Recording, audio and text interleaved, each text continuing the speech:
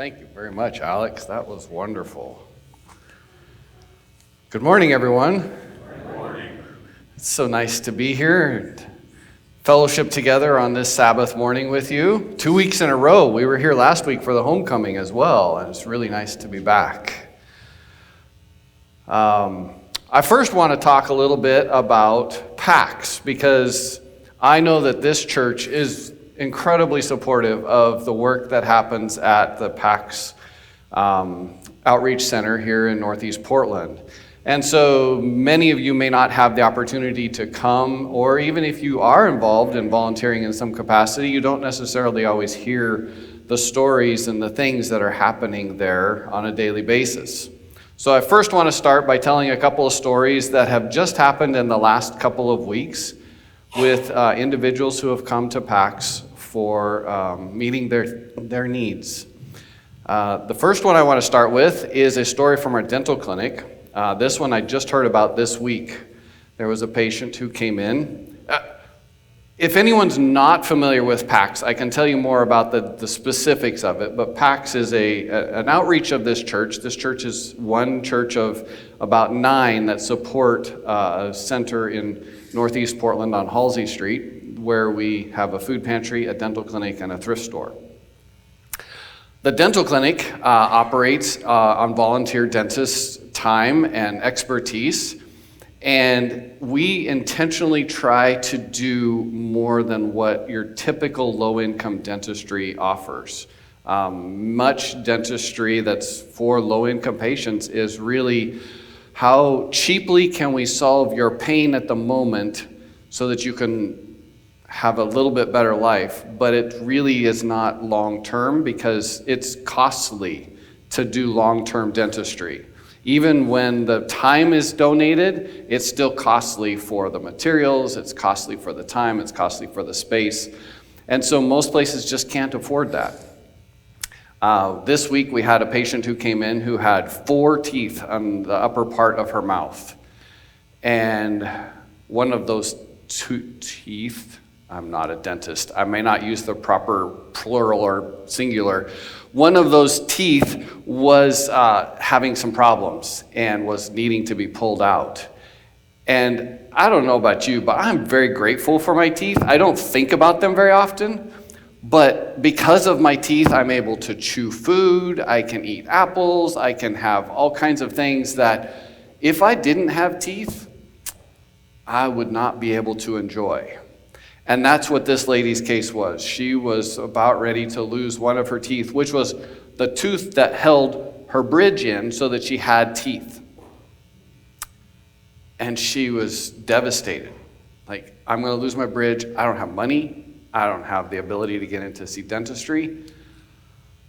We are blessed at the moment to have a grant that helps us pay for dentures. And when the dentist told her that just because they pulled the tooth, we were also then able to fit her with new dentures, she was just ecstatic. She grabbed the dental assistant and just hugged her and hugged her and hugged her. She was so thrilled to think that she was going to be able to still have teeth. That's the amazing things that happen when we all work together to reach out to help others. Another story, this one comes from the food pantry. I spend a lot of my time in the food pantry. We give food away to a lot of people. Over the course of this summer, we've been serving food to more than 3,000 families per month.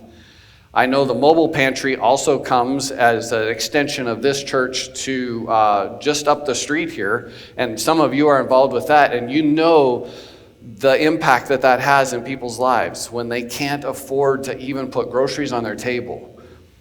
This week, there was a lady who pulled up in her SUV that was an older SUV, and as she got out of her SUV, she was a young mom, and normally they don't need to get out, but she had gotten out before I was able to take the box over to the back.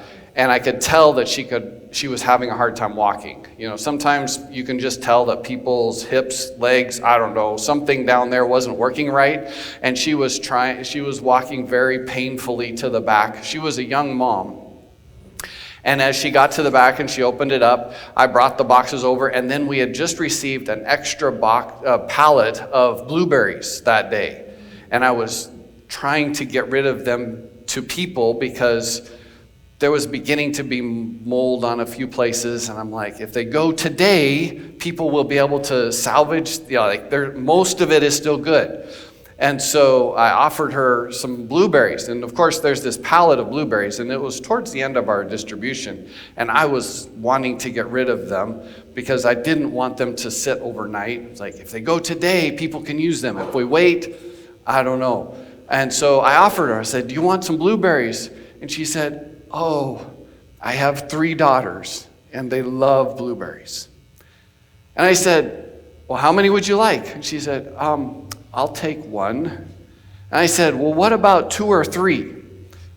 And she just was instantly in tears.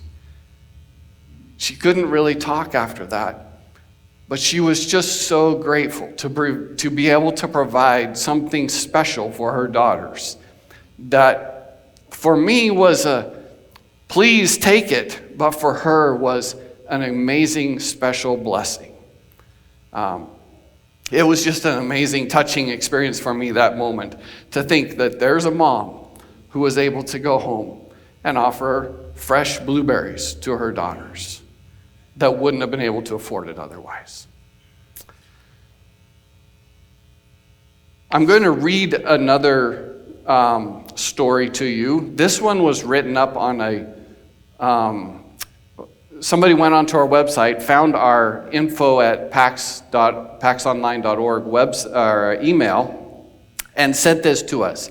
This is from a customer in our thrift store. I know sometimes it's hard to believe that a thrift store is actually a ministry opportunity, but I think that this person sums up incredibly well exactly the ministry that happens at the thrift store. She says, I just wanted to thank y'all for providing a place. I'm just reading it the way she wrote it. I just wanted to thank y'all for providing a place where I can afford to shop for me and my 5-year-old. I'm a single mom on a very tight budget, and it's been a struggle the past few years to make ends meet. However, God always provides for us. One way he has done so is with the Pax thrift store. 3 years ago, me and my daughter had to flee a domestic violent relationship with her dad. We were tossed into the system. This has been a blessing as we received housing, health insurance, and food. But the stress from the transition has been a tough one. When we moved, we had very little. So over the past 3 years, I have been gleaning what I can to make our apartment feel like a home.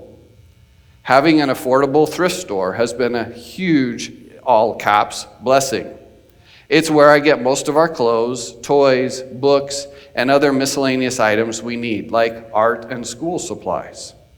I'm almost always able to find what we need and able to pay for it with the money I earn from my childcare job. I always save up anything we have to donate to drop off at PAX to give back. I wouldn't even think of taking it anywhere else. Having PAX thrift store available has helped me and I'm sure many other families. So I just wanted to encourage y'all to keep up the good work and a reminder of why you're doing the work. The ministry of the thrift store. It's powerful. Great opportunities for people to have the dignity to be able to provide for their own families in a way that just gives them respect and dignity in the process. So thank you all for being a part of the PAX extended family, people who come and volunteer. I know I get to see Finn at PAX last year several times. It was great to have him there. I know I see several others. I'm not going to call names because as soon as I do that, I will miss somebody that was there that I saw. But thank you all for all that you do to support the ministry of caring for other people. Because ultimately, that's what PAX is all about. And I think That's what God calls us as Christians to be all about.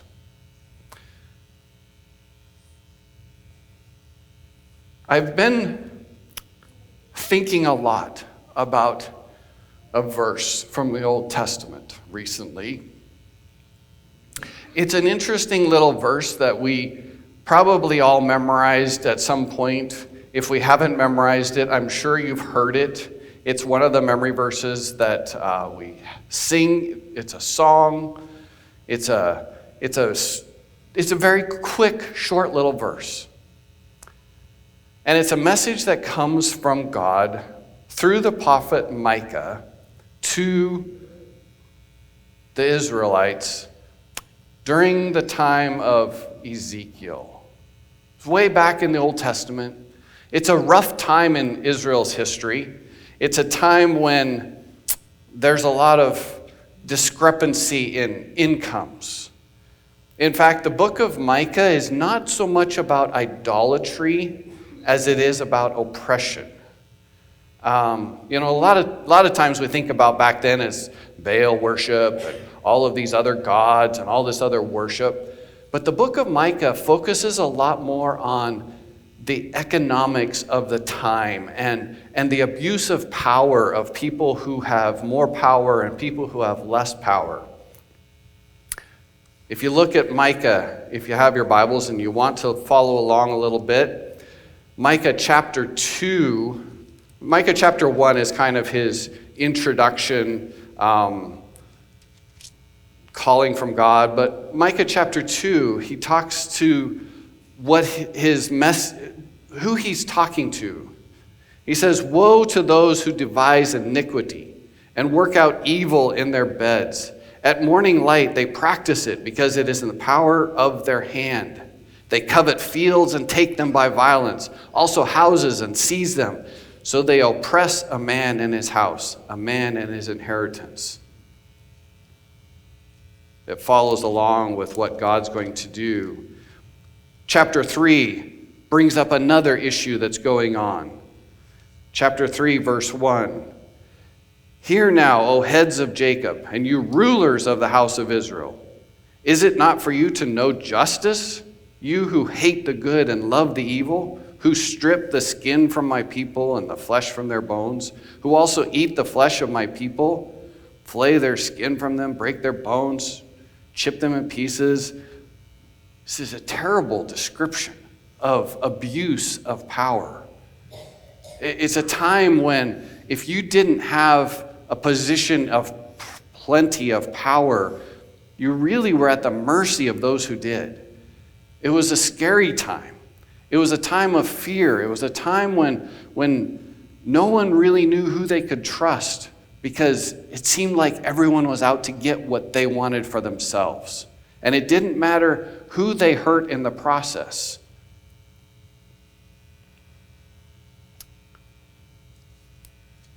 Moving on to verse 11 of Micah 3. Here he talks to the religious leaders of the time. He describes them, starting with 10, "who build up Zion with bloodshed and Jerusalem with iniquity. Her heads judge for a bribe. Her priests teach for pay. Her prophets divine for money.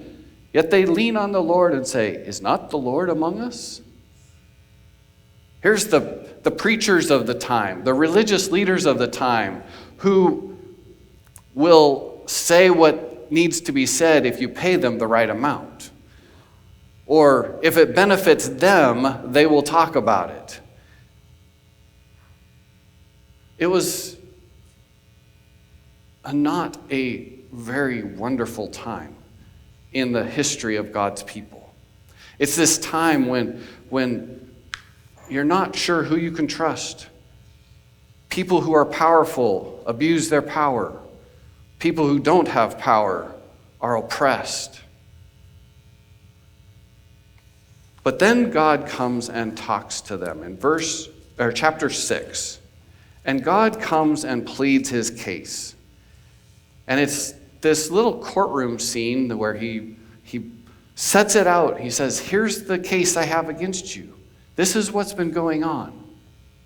But he comes along in verse 8 with his recommendation, or not his recommendation, but his plea for people to come to him.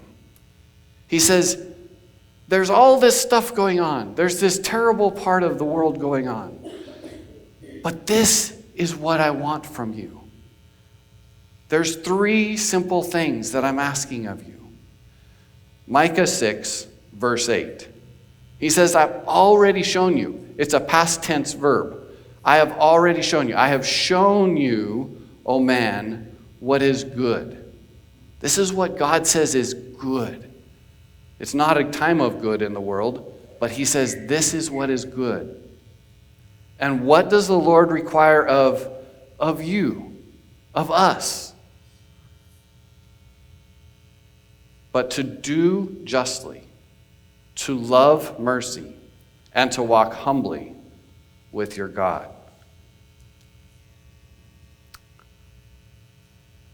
This is the verse that has been just spinning in my head recently. Actually, for several months, I've been thinking about this.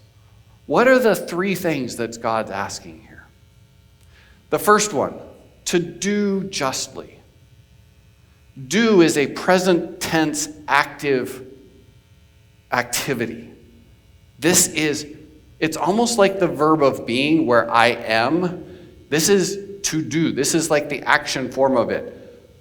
God calls us to do justly. It's like this is just who we are. We just do justly. It's an interesting way that he starts because it's a personal introspection of how we live our personal lives. God calls us. The first thing is to do justly. It's interesting he doesn't call us to be obedient. He calls us to do justly, which is a way of us relating to others that is just.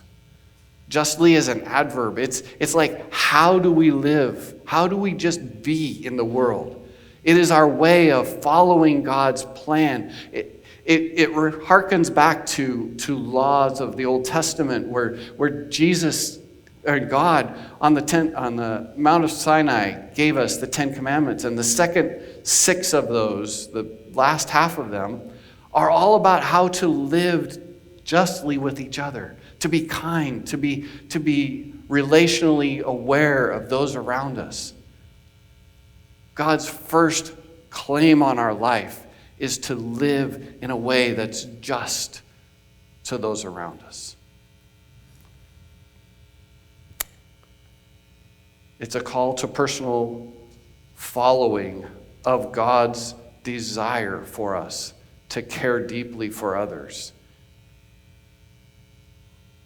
The second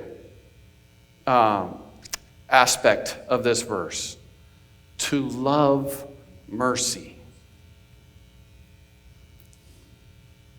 What I find interesting is that the first thing is how I live towards others. The second thing is what I most value.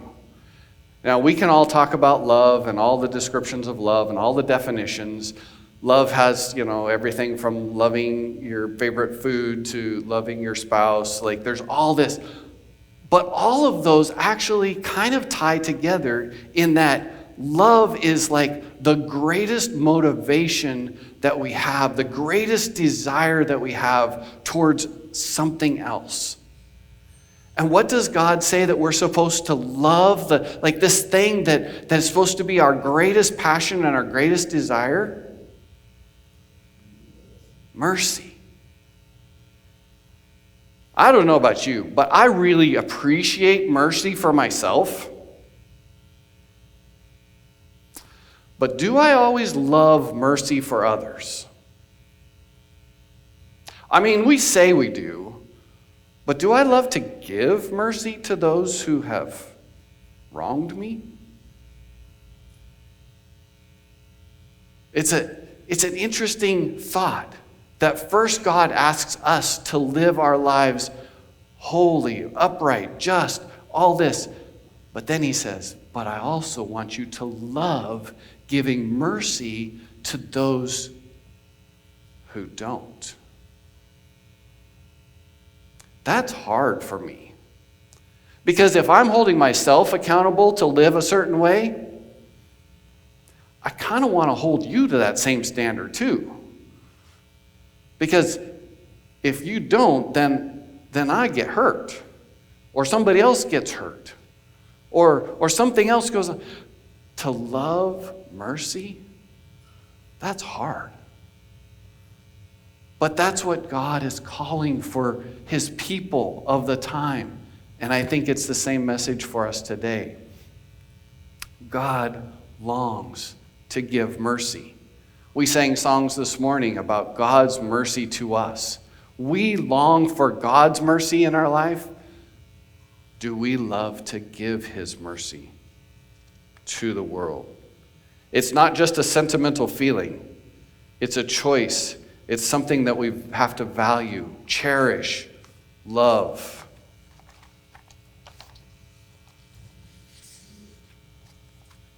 And then the third aspect that God is calling, to walk. How many of you like to walk? Do you like to walk? Do you like to walk with somebody else? Or do you like to walk by yourself? By yourself? Sometimes we like to walk by ourselves so we can just kind of think. But God says, I want you to walk humbly with me. That's his call for us. Now, walking is an action. It's something that we do. It's like the journey of life. It's the process that we're going through as we live our lives, is walking along. Walking, and what's the description of how we walk? Humbly. Humility is hard, isn't it? Because when I'm right, I'm right. And I don't need to be humble about that because I'm right.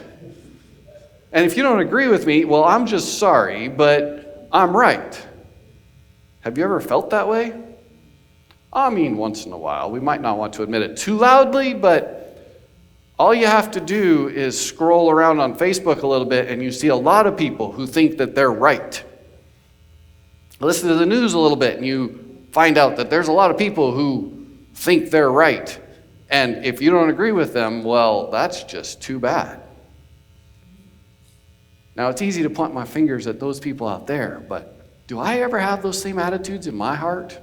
I might not post them on Facebook, but isn't it easy to feel a little bit superior to somebody else because I just know that I'm right? But can I be humble about that? Can I walk humbly? And especially walking humbly with God? Because that's what he asks us to do, is walk humbly with God. That's what I want my life to be. Is this life that is spent doing what's just, doing what's right, but desiring, loving, being open with mercy towards others. And to know that I'm walking humbly with God.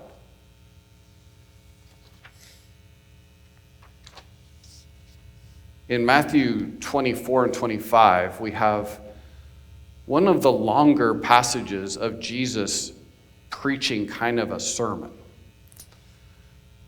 And it's a response to a question that his disciples ask him that say, oh, look at all this stuff around here that's been built. The temple's so big. We've kind of come back from that Old Testament time when things were terrible. And look at this wonderful place that we have where we worship God. And Jesus says, yeah, but there's going to be some terrible stuff that happens. And he goes through chapter 24 talking about some of the terrible things that will happen at the end of time, or leading up to the end. And as he goes through this, he follows it up then by telling several stories of how he wants his people to live at the end. Matthew 25 is the story we're going to focus on here. This is actually the passage that your pastor asked me to speak on, and I think it is so appropriate in today's world. There's several stories here in Matthew 25 talking about how Jesus wants his people to be living their lives in the world as they wait for him to come back. Because there's a transition between what he's telling about when he's going to come back, all the signs in the world, and then he transitions by saying, but the reality is, no one knows when I'm going to come back. Not even the angels in heaven know when I'm going to come back. And so the important thing is not being able to predict the exact time when Jesus is going to come back. The important thing is, how do we live our lives while we're waiting for Jesus to come back? We have confidence that he will come back, that he will put an end to the terrible things in the world, the pain and the suffering and the hurt and all of the loss.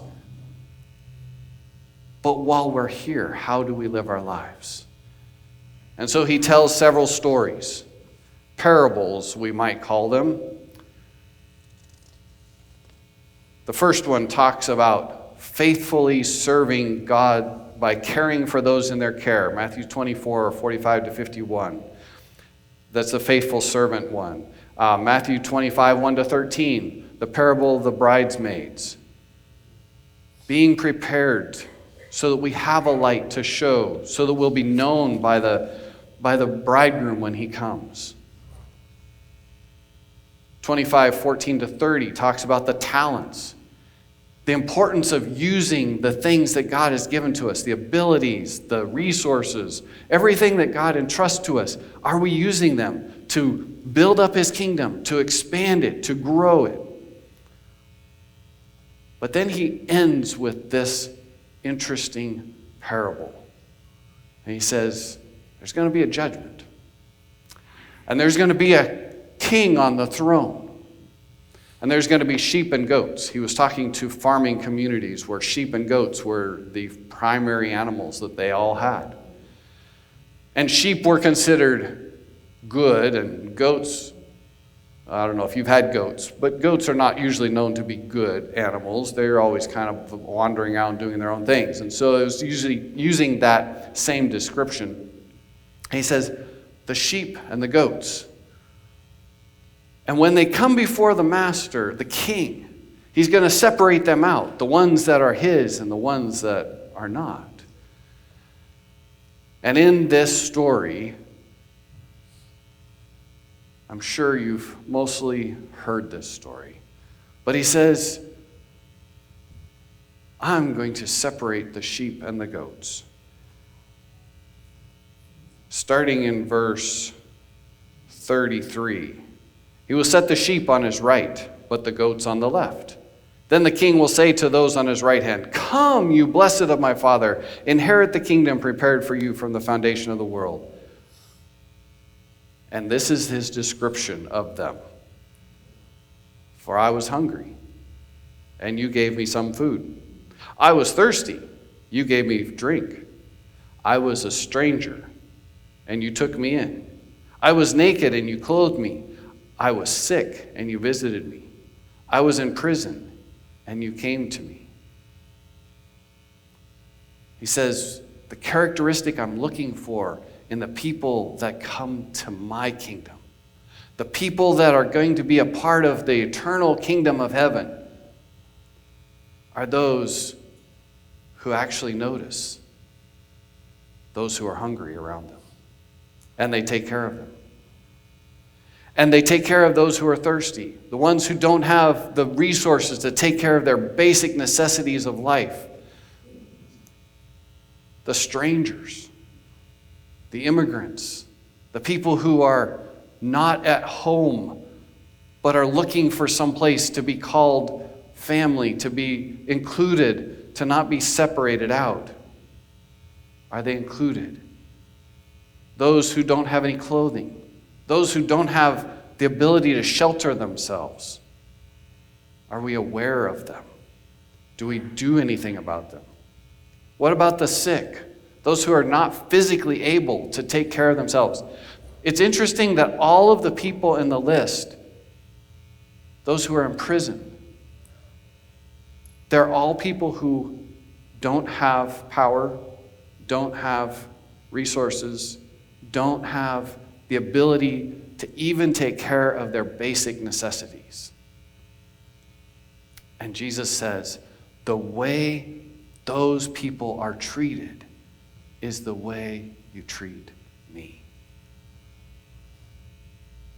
Now, I find it also interesting that neither group remember doing that or not doing it.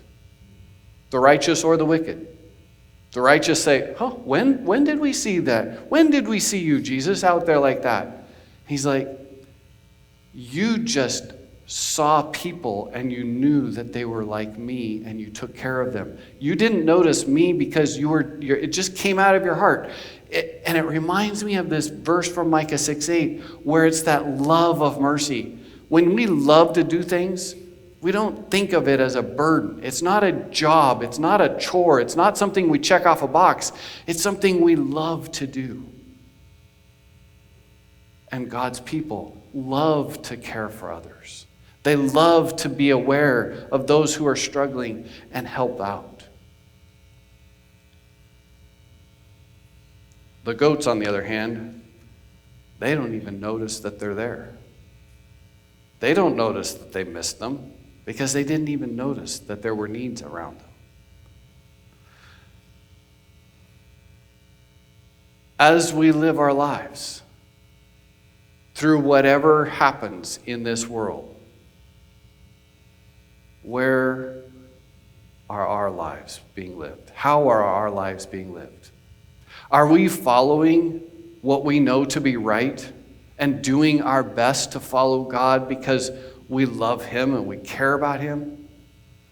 Do we love being merciful to those who maybe don't know as much as we do, maybe haven't heard of the messages that we've heard, maybe haven't experienced the life that we've experienced, and they are struggling in different ways than we will struggle? Are we able to love giving mercy to them? And as we walk through this time called life, are we able to walk humbly with God and to allow God to be the one who judges, to allow God to be the one who convicts people, to allow God to be the one who we follow and not try to tell Him what to do? Can we walk humbly with our God? That is what I've been mulling over in my life. And I hope that as I share with you today, that it will be a call for each of us to surrender our lives to God, to live our lives today, preparing to live for eternity with the God of the universe, who cared for us, who did for us what we couldn't do for ourselves, and who loved giving mercy to us so that we have the opportunity for eternal life. That's my call for us. That's my call for myself. That's my call for each of us, is to do justly, to love mercy, and to walk humbly with our God.